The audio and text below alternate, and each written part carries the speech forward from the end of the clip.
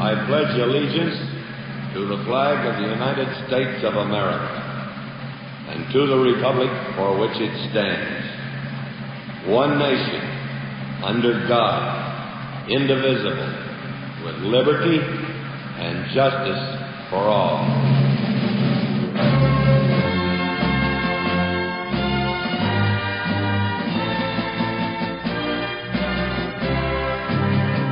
The average American believes that in the U.S. you have a lot more freedom than in most other countries. In a way, they are right, but we have so much more. Like the fact that we take pride in our country's achievements.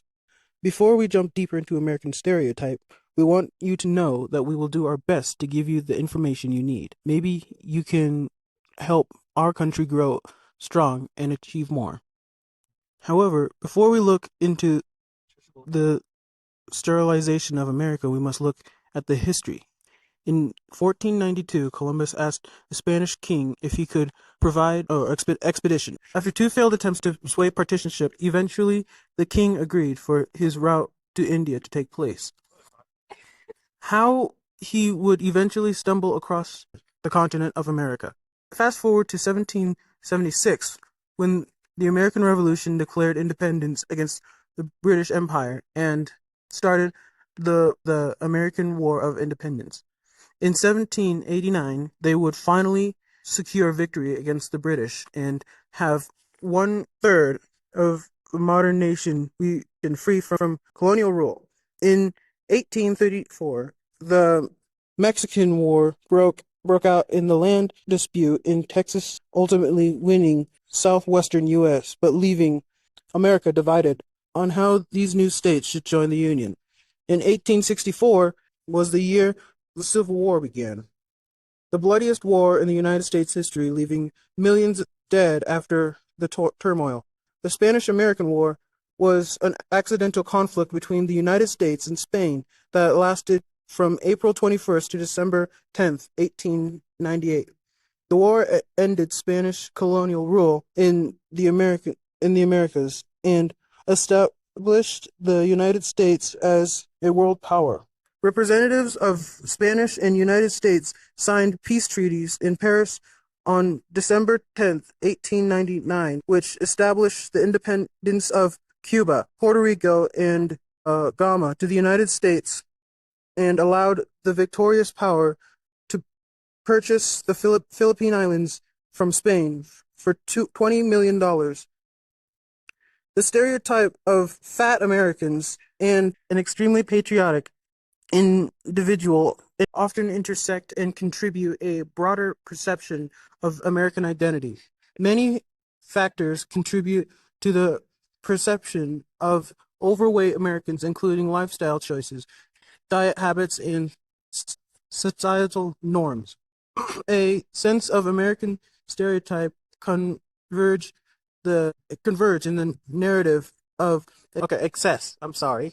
Whether it be excessive consumption leading to weight gain and exaggerated display of weight gain and excessive patriotism, both domestic internal media stereotype perceiving the nation that Americans are characterized by their abundance, whether in terms of body or national fervor.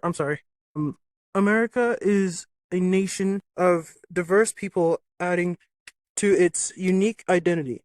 This diversity has been shaped and influenced by various historical events such as the Mexican War and the Spanish-American War and Spanish-American. This diversity can be seen in all American life, from culture to food to language. What's it like to be an American? This is an amazing question. I actually grew up Canadian, so for me, I actually got to become an American and go through the process of immigrating and filing and all of that to become an American. So it actually means a lot to me to be an American. I didn't realize the differences when I first initially moved to the States of the political systems, but it became very apparent to me fairly quickly when I realized there's a lot more freedom down here in the States versus Canada. And I appreciated that in theory, the government works for the people.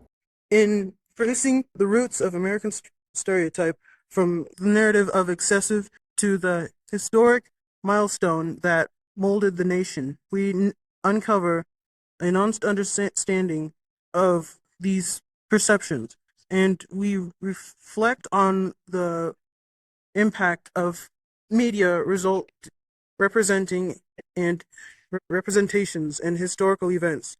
It's clear that American identity is not simple, but impacts is but